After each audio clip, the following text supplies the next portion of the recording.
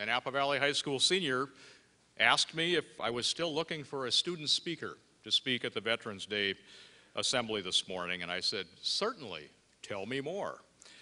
And Zoe said, my father is currently in Kuwait right now.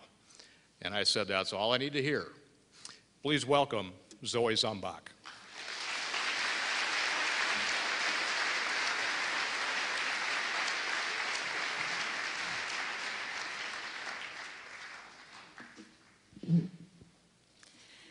Thank you, Mr. Degenaar, and a special thank you to all the veterans who are here today. When I first heard Mr. Degenaar's announcement about having a student speak at today's ceremony, I thought about it for maybe half a second, and then I immediately thought, nah, someone else will do it. You see, standing up here in front of this many people is not exactly where I feel the most comfortable. But the thing is, some of the most important things in life involve feelings that aren't comfortable, and someone else won't always do them. And that is why I'm here today, because halfway around the world is my dad. He has left the comforts of his home, family, and community to serve our country in Kuwait. He didn't say, nah, someone else will do it. My dad joined the Minnesota National Guard 22 years ago when he enlisted as a private. When he graduated from nursing school, he was commissioned as an officer in the Army Nurse Corps. Today he is serving in Kuwait with the 1st Brigade Combat Team as the brigade surgeon. He's not actually a surgeon, but his title dates back to the Civil War and is kept as a tradition. Now it means he's the senior medical officer of the brigade. He's a part of the 34th Infantry Division, also known as the Red Bulls.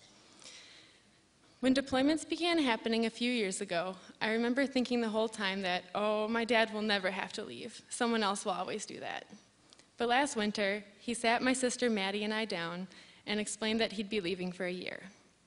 I don't think I will ever forget the day my dad left last May.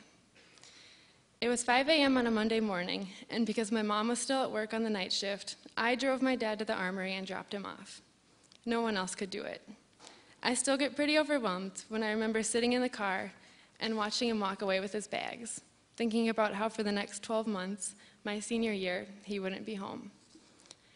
I wish he could be here while I'm applying to colleges and making all of these big decisions about my future. It's weird to go through this process of change without one of the most important people in my life. However, I recognize that he is important to the lives of the people he is working with to defend our freedom. My dad serves as the senior medical officer in charge of all the physician assistants and medics working in the different camps located in Kuwait. He works to prevent illness and injury. He works in the emergency room a few days a week and travels to the downtown Kuwait hospital whenever there is a soldier there. Because of people like my dad, the emergency room and medics are better prepared in case of serious injuries. It's hard for me that he's gone while I'm making life-changing decisions, but I know how valuable he is in events that are life-saving for our soldiers, and I know that is so much more important. And just because he isn't here doesn't mean he has to miss everything. We keep connected with him through Skype and emails a few times a week, and my mom has begun to make these wonderfully awkward videos of my sister and I to send to him.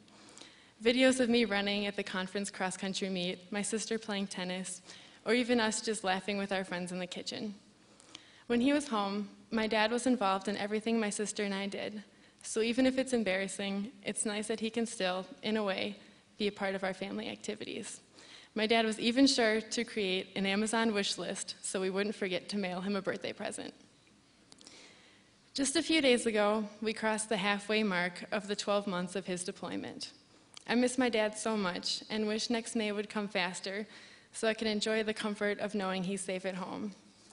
But at the same time, I'm so unbelievably proud that he's doing something to make the lives of other soldiers more comfortable with his help.